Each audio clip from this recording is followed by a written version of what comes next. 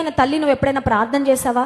ప్రభా, నా బిడ్డల్ని ఎలా పెంచాలో నాకు తగిన జ్ఞానము దయచే. యవ్వన తమ్ముడు చెల్లెమ్మ ఎప్పుడైనా ప్రార్థన చేశారా? దేవా, నా పరిశుద్ధతను, నా సాక్ష్యాన్ని నేను కాపాడుకోవడానికి నాకు తగిన జ్ఞానమును దయచే. ప్రార్థన చేశారా? బిజినెస్లో ఉన్న వాళ్ళు, ఉద్యోగాలు చేసేవారు, ఎంప్లాయీస్గా ఉన్నవారు, ప్రభా, నా ఉద్యోగంలో నేను చక్కగా నా బాధ్యతలు నిర్వర్తించడానికి నాకు తగిన జ్ఞానము దయచే.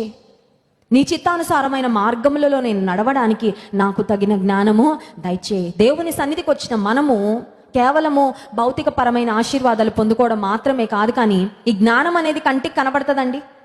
ఫలానా సిస్టర్కి ఇంత జ్ఞానం ఉంటుందని మెజర్ చేయగలమా? ఇన్ని లీటర్ల జ్ఞానం అని ఎవరైనా చెప్పగలరా? ఇన్ని కేజీల జ్ఞానం ఉందని క్యాన్ వి మెజర్ ఇట్?